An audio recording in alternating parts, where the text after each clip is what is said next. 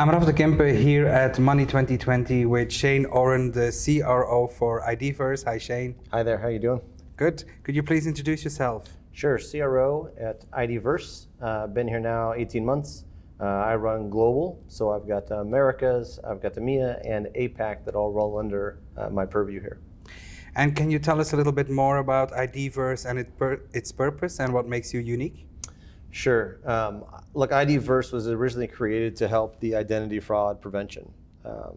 The ability to identify anyone, anywhere, at any time, right, regardless of race, religion, is really meaningful, because today, more than ever, racial bias and the ability to let that creep into AI and generative AI, as everyone talks about, has really impacted the success rates of the industry. So when the founders created this company, the intent was to have a solution that was zero bias. And so if you think about the name IDVerse, if you flip around the I and the D is diverse. So for diversity and inclusion, we really want it to be a solution that just sees a person as a person, regardless of race, religion, or location.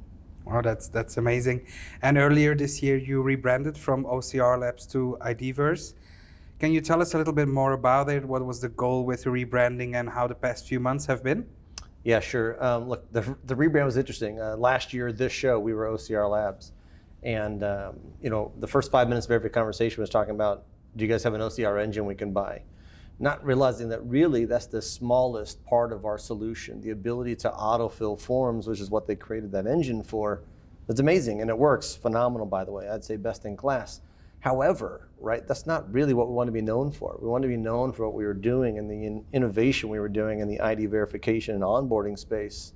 And so, it took bringing on a new CMO and a new marketing team to really bring it around and come up with the name IDVerse, really to include that diversity that we talked about. So it's been exciting. I mean, we announced it at Money20 in Amsterdam. And it has just been a roller coaster ride since then, in a good way, right? The amount of traffic we're getting, the amount of recognition we're getting, the ability for people to say, oh yeah, IDV, you guys must be IDVerse. And so we've had the ability to really make such an impact in an overwhelming space. There's a lot of vendors with a name like IDVerse, and the marketing that's going with it is phenomenal. Oh, that's great. And if you think about implementing identity verifications, what are some of the challenges currently? Look, with generative AI and synthetics, that's the challenge. The challenge is that it's so easy just to say, hey, ChatGPT or Claude, hey, make me an identity that isn't mine, right? And it's not, they're cheap. For $500 these days, I can get an ID, last four of your social, and a new issue document, $500. So it really has gotten to the point now that you need a better solution. You need a solution that can identify a fake document. We have a document fraud analysis engine that allows us to do that. It's the only one in the industry. It's quite frankly, it's using AI, generative AI, computer vision, all these technologies together to be able to tell. So the synthetics are the big deal. Everyone says that they're a fully automated solution, but the reality is they're fully automated till they're not. Right, so once your ID fails or your picture fails to take on the first try, you're sent to a manual review. Or if your liveness selfie fails because you're somebody of color and they can't tell where you start and the background starts. These are problems, right? So the ability to come into this space and have the impact we're having right now has just been phenomenal. You touched on AI, so could you tell us a bit more about the ability to protect consumers from fraud and using AI to do so? Yeah, it's really changing the way that we do it. So most other companies in the space will allow you to either run it on your computer or on your mobile device.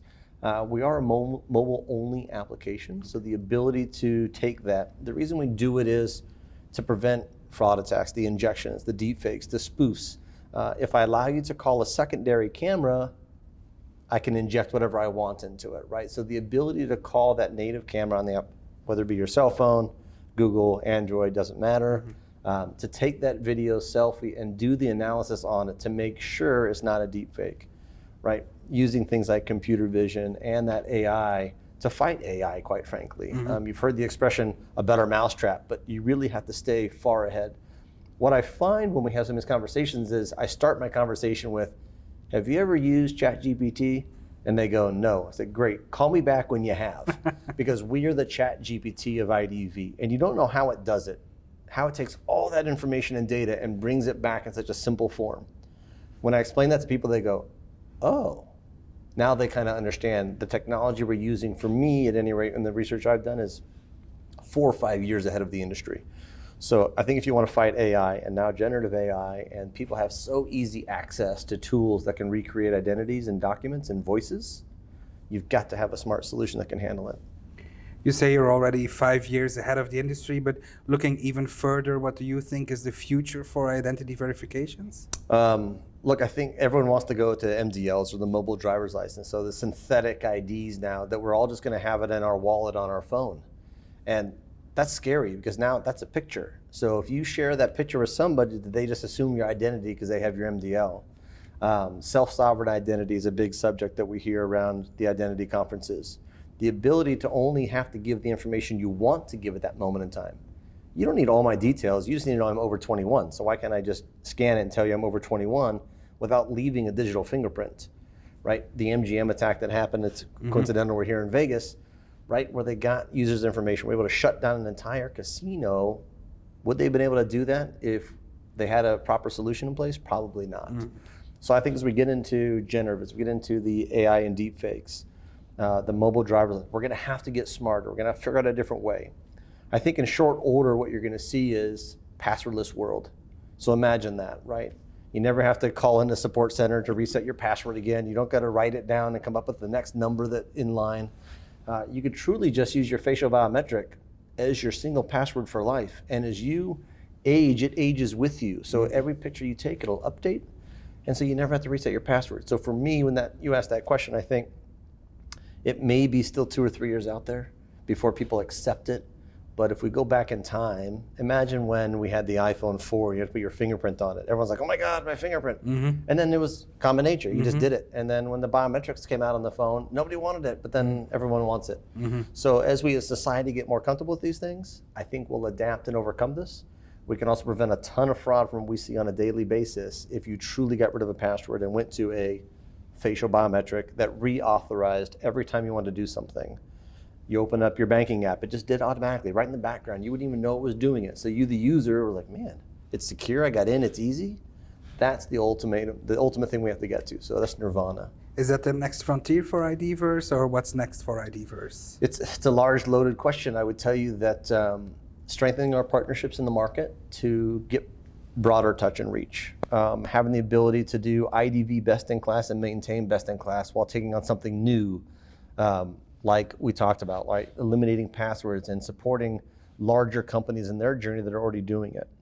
I think that's definitely in the realm. I think if we look at verticals, we've been very successful in banking and government. Where do we go next is top secret. But there's definitely places that it plays in everyday life that we see it. You saw the one now with Facebook where they want to do the check mark or the identification, or Twitter wants you to pay $3.99 a month to have the little bird in it. Well, it took fraudsters maybe an hour to figure out that if they just took that little bird, pasted it on their picture, and reposted their picture, nobody challenged it. So Elon's even gonna have to go back and figure out a new way to do it. I'm hoping, raising my hand, that he comes and talks to us about it, we could solve that problem for him. But I think as we start to get more AI, generative AI in our world, and people are fearful about what could happen, I think you've got to drive it back to the original thing, which is grounding your identity in truth, making sure that you are who you are, and you're asking to take that action, or you're actually implying to take the action, which today, fraud's just too easy. We're here at Money20 in Vegas, so how did you like the show so far? The show was great. The venue's good. There's a lot of interesting tech. My favorite part of coming to this is getting energized with what other companies are coming out with, some of the neat technologies. We are releasing some stuff at this show ourselves. And when we look down the road, and like you said, I think we're 4 or 5 years ahead of the competition. You start to see some of the other vendors adopting and moving in that direction, which tells me we're steering the ship the right way, that ID verification is not going anywhere. It's only going to get stronger and have more compliance and regulation as we look down the road. And I think that's going to drive the ultimate effect of IDV in our world every day, and forcing people like the phone carriers, the banks, to uphold to a higher standard. It's what we're seeing on the floor today, and I'm excited for it. So it's going to be a good show, and it has been so far. Great. Well, thank you so much for your time, Shane. Thanks for the interview.